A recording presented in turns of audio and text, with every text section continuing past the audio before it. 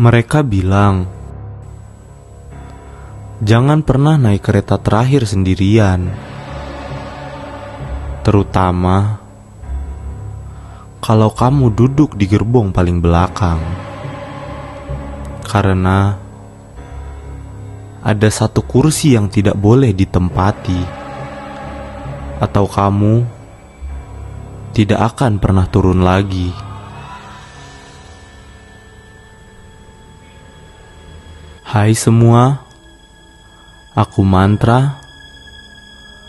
Selamat datang di Piring Gantung.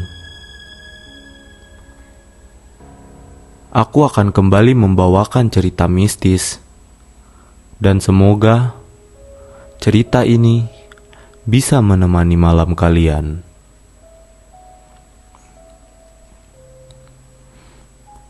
Hujan baru saja reda ketika Arman memasuki pintu stasiun MRT. Malam itu sudah lewat pukul 11. Lorong stasiun kereta terasa kosong, dingin, dan hanya suara tetesan air dan gema pengumuman otomatis yang terdengar dari pengeras suara. Kereta terakhir jurusan Blok A menuju terminal akhir akan berangkat sebentar lagi. Ia mempercepat langkah. Sepanjang lorong, lampu menyala redup dengan kilau pucat.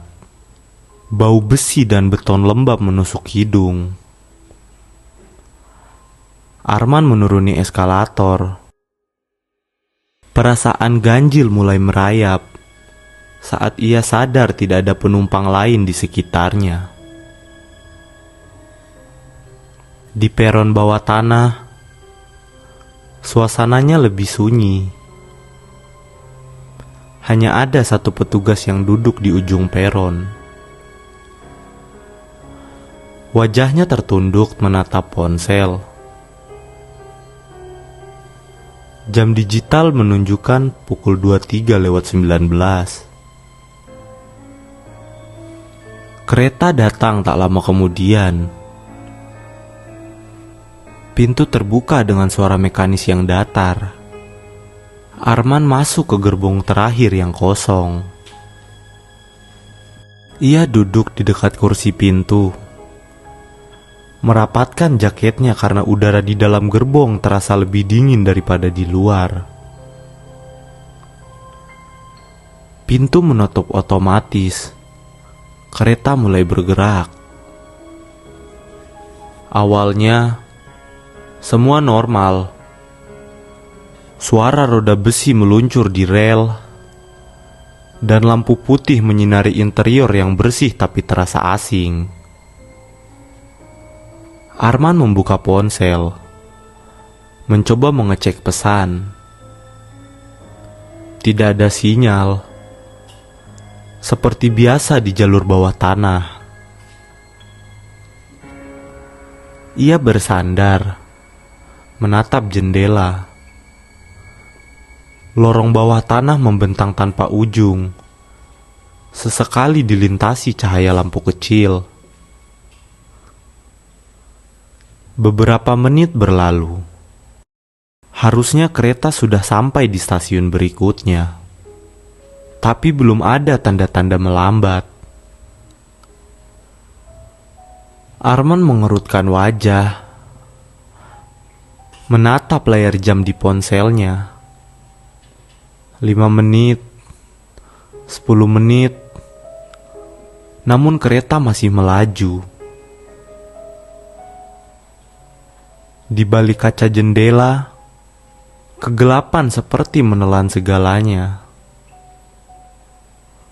Saat ia mencondongkan wajahnya lebih dekat ke jendela, matanya menangkap sesuatu, seperti bayangan besar yang bergerak di dinding terowongan, bergerak mengikuti laju kereta. Arman mengedipkan mata, menatap lagi, dan kosong.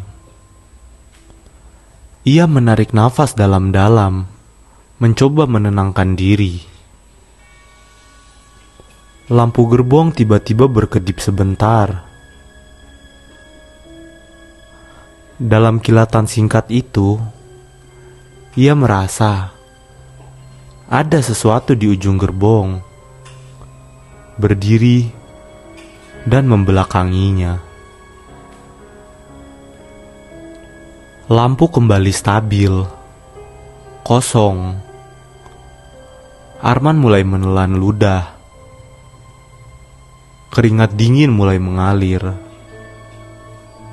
Kereta terus melaju tanpa henti. Tidak ada suara selain derit rel yang monoton. Arman memalingkan wajah ke jendela, menatap pantulan dirinya. Wajah pucat, mata tegang, tapi sesuatu membuat darahnya berhenti mengalir. Dalam pantulan kaca, ada sosok lain. Samar, berdiri di tengah lorong, jauh di belakang.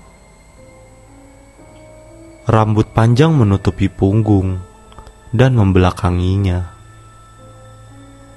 Ia menoleh cepat, kosong. Menoleh lagi ke pantulan. Sosok itu kini lebih dekat. Lampu kembali berkedip. Saat padam sepersekian detik, suara aneh terdengar.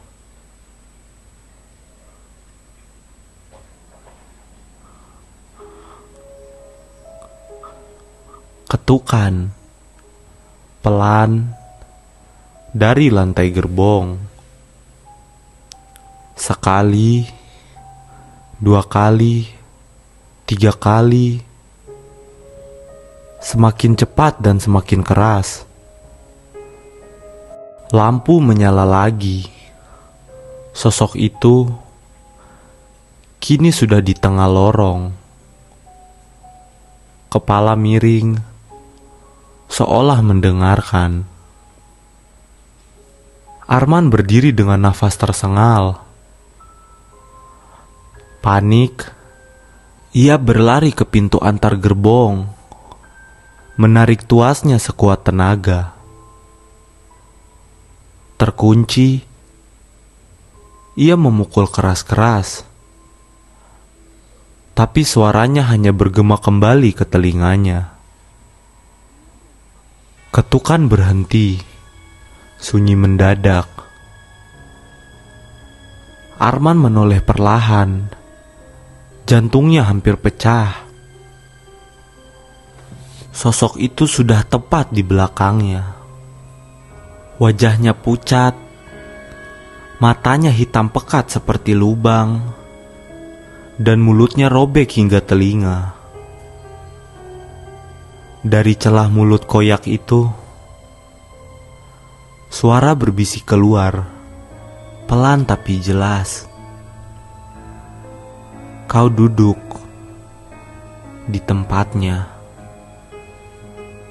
Mendengar kalimat itu, potongan cerita lama yang pernah ia dengar melintas di kepalanya. Saat proyek rel bawah tanah ini dibangun, kabarnya pernah ada kecelakaan. Seorang pekerja perempuan tertimbun tanah hidup-hidup saat terowongan runtuh, dan tubuhnya tak pernah ditemukan.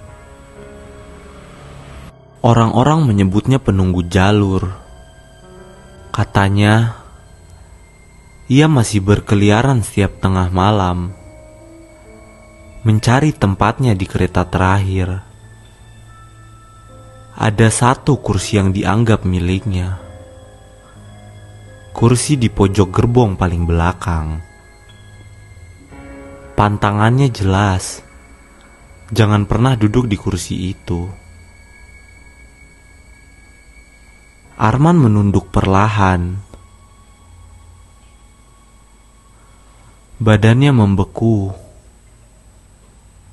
kursi tempat ia duduk tadi adalah kursi pojok itu. Lampu padam total. Gelap pekat menelan segalanya. Kereta terus melaju, diiringi derit besi panjang yang menusuk telinga. Dan di tengah suara itu,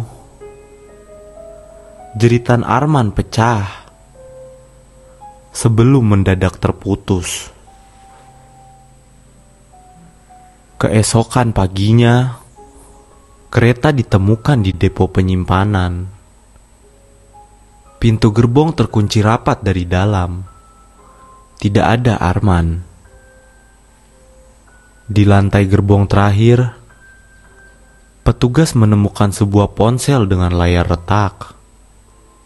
Layarnya masih menyala, menampilkan pesan suara terakhir.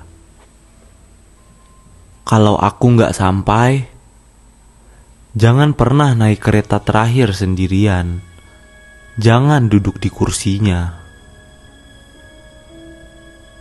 Rekaman CCTV diperiksa. Di awal, Arman terlihat duduk sendiri. Lalu perlahan, kursi di sebelahnya seperti tertekan. Seolah ada yang duduk di sana, meski tidak ada siapapun. Dan setelah itu, rekaman menjadi gelap.